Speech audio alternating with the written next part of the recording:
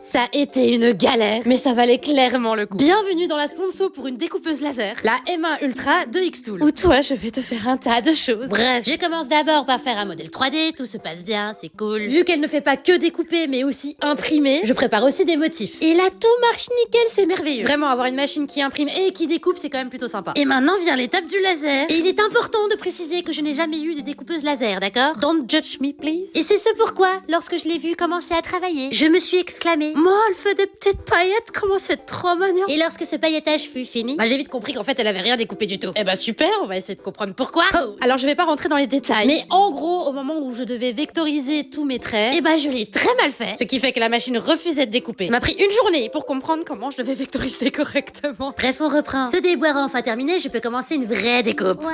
Et c'est fou ça, quand ça fonctionne correctement, ça fait plus de paillettes, comme par hasard. Mais mon calvaire n'est pas terminé, non, je vous laisse admirer ma bêtise.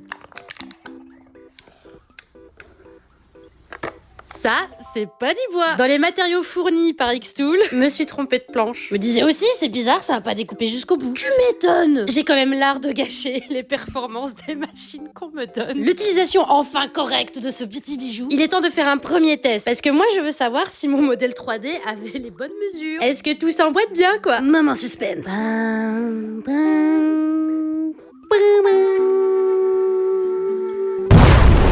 C'est parfait. Ça s'emboîte parfaitement. Je vais pleurer. Achetez Xtool. Bref, le prototype se passe très bien, donc on va pouvoir directement passer au truc un peu final. Donc on reprend à zéro avec les bonnes planches et les bons vecteurs. On imprime, on découpe, et pif paf pouf. Et plus qu'à y mettre une figurine à l'intérieur maintenant.